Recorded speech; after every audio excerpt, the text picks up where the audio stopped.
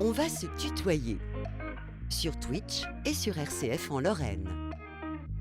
Michael Massi-Antonio. Dernière partie d'On va se tutoyer en direct sur RCF en Lorraine et au www.twitch.tv/RCF en Lorraine.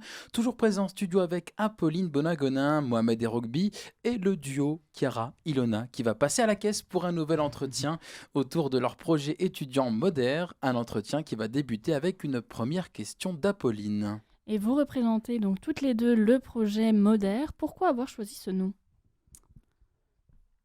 Du coup, je me lance. Du coup, Moder, c'est un mélange entre le mot mode, le mot modération et le mot ère comme nouvelle ère. Donc, on voulait faire passer un message aux gens pour leur dire que consommer de la seconde main et penser à avoir une consommation modérée du coup de fast fashion.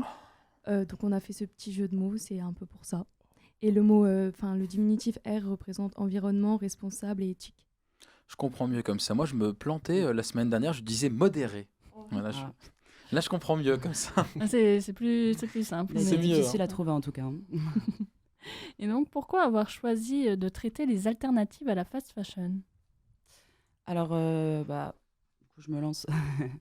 On a décidé de se concentrer sur notre compte Instagram sur les friperies de Metz afin de proposer en fait des alternatives un peu locales, on va dire, parce que c'est vrai que beaucoup de personnes connaissent les sites comme justement Vinted, on en parlait tout à l'heure.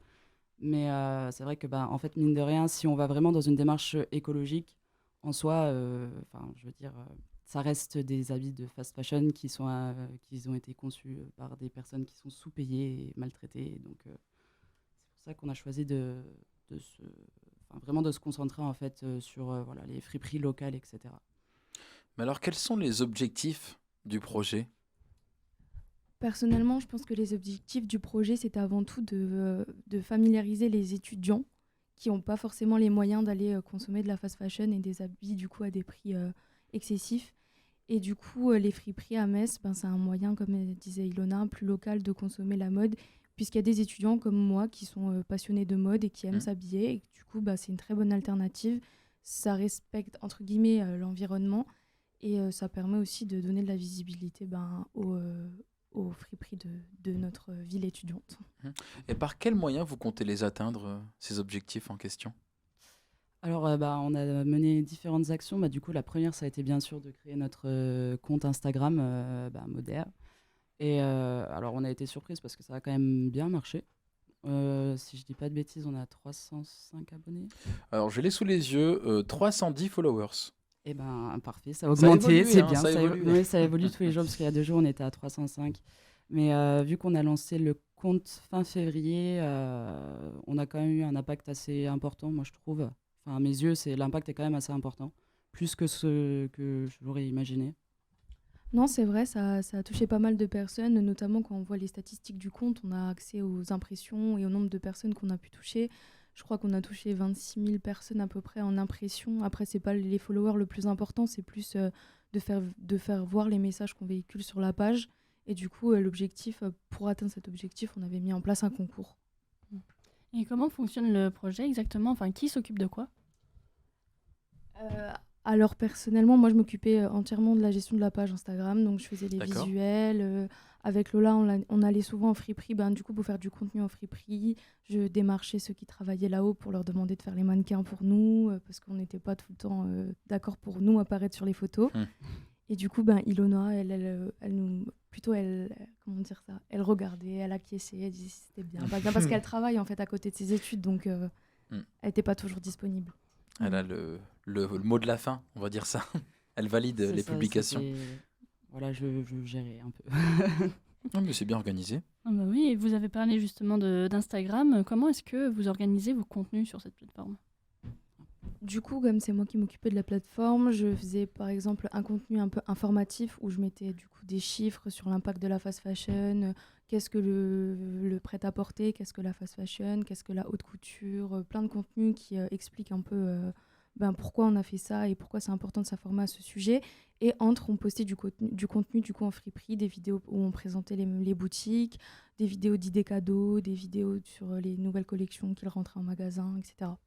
On peut aussi voir beaucoup d'adresses mentionnées sur cette page et notamment des friperies. Comment s'est passée la mise en relation avec les friperies? Alors du coup, c'est toujours moi qui les ai démarchés sur Instagram en leur envoyant un message. Et quand je voyais que j'avais pas de réponse, ben, je suis allée les voir en personne avec Ce qui est Lola. bien aussi. Voilà, et du coup, on a échangé autour du projet. Et ben, les deux premières friperies, donc Brandy Concept Store et Brandy La Fripe, ils ont tout de suite accepté. Et ensuite, la dernière, donc Nouche Fripe à Metz, elle a accepté aussi. On l'a réussi à la convaincre, quoi. D'accord. Est-ce que vous avez organisé des événements publics pour faire la promotion de votre projet? Non, on n'a pas eu le temps en fait, parce que du coup, on a été très pressé par le temps, mais Mhm. c'est vrai qu'on voulait mettre en place des événements comme un défilé ou quoi dans les friperies du coup avec qui on était en partenariat. Mais par manque de temps, on n'a pas réussi à mettre en place ce genre d'événement. Apolline, on va passer à la question des jeux concours directement. Oui, parce que donc, vous faites des jeux concours, mais comment ça se passe exactement? Du coup, nous, notre jeu concours qu'on a mis en place, on a d'abord mis en place en fait un questionnaire pour voir si les personnes qui étaient abonnées à notre compte ben, suivaient bien l'actualité qu'on postait dessus en répondant à des questions comme les citations qu'on pouvait mettre, de qui elles étaient ou les chiffres qu'on mettait sur la fast fashion. Et ensuite, on a mis en place avec les trois friperies un bon d'achat à gagner de 10 euros. Du coup, pour ceux qui avaient participé, on a fait un tirage au sort. Et du coup, on a pu rencontrer l'une des gagnantes ben, la semaine dernière. Mais à qui est-ce que vous vous adressez exactement par ce projet? À quel type de public? Alors, lorsqu'on a débuté du coup notre projet, on voulait vraiment s'adresser à une majorité de personnes jeunes, donc 18-25 ans et principalement des étudiants. Et en fait, au fur et à mesure, quand on a commencé à mettre en place toutes nos actions, on s'est rendu compte que en fait, on arrivait à toucher beaucoup plus de personnes.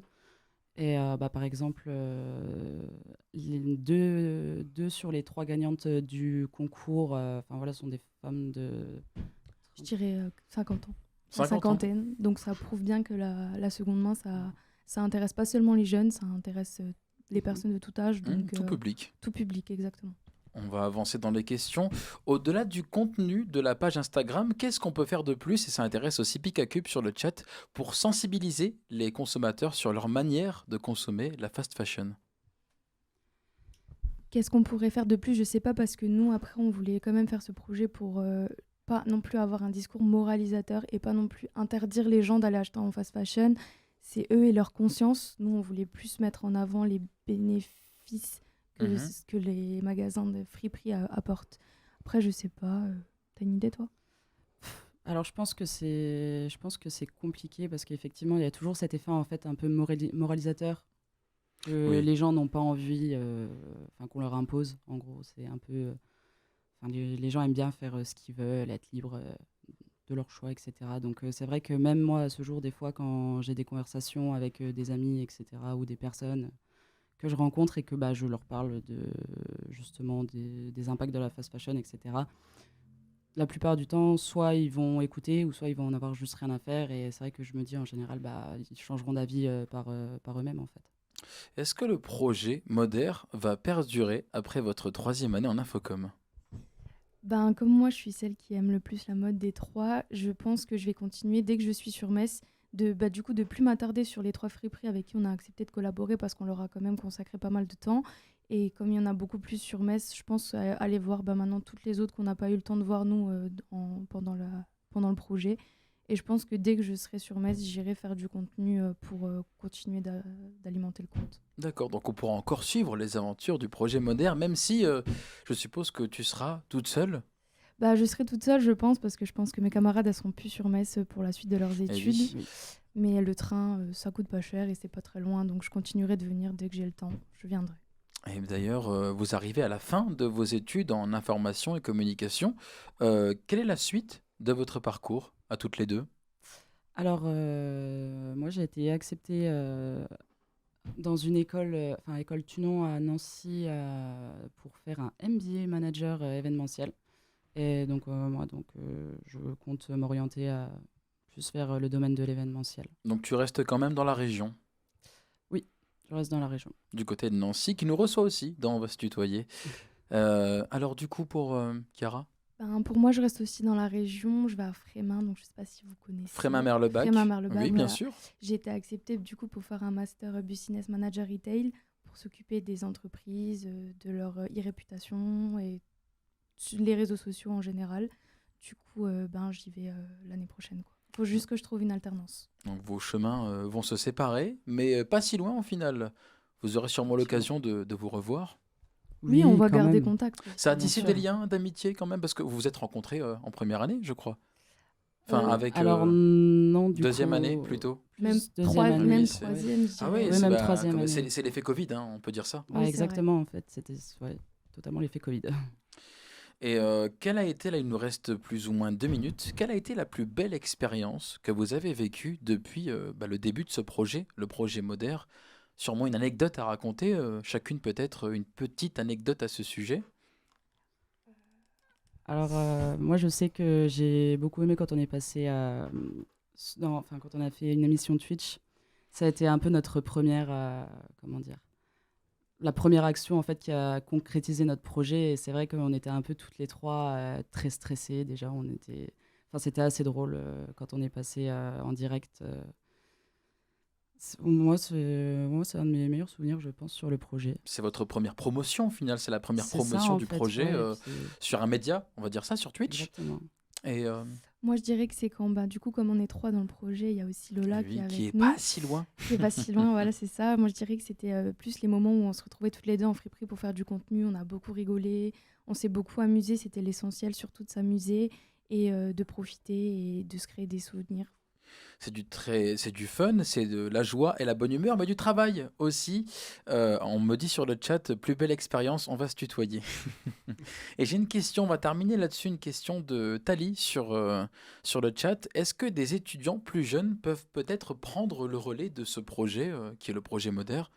Est-ce que vous y avez pensé à la succession? Alors on pas en du pense tout. souvent pour les associations, mais alors peut-être pour une initiative aussi. Bah, si des étudiants ont aussi des projets à réaliser pendant leur année, s'ils vont par exemple en infocom ou s'ils sont aussi intéressés par la fast fashion, la mode et toutes les alternatives qui vont avec, moi ça me dérange pas de céder le compte à des personnes qui sont tout le temps sur Metz. Peut-être d'encadrer du coup les futurs étudiants, peut-être en infocom, qui prendront peut-être aussi votre projet comme exemple de projet de communication, puisque c'est une matière qui est renouvelée chaque année en infocom, Exactement. que j'ai connu aussi, bon, de loin, parce que j'étais pas étudiant dans le parcours communication des organisations, C'est ça. mais en tout cas, très belle initiative, et je vous remercie Merci beaucoup beaucoup à pour votre vous. passage, À toi, Merci à toi. de nous avoir reçus. c'est toujours comme ça en général.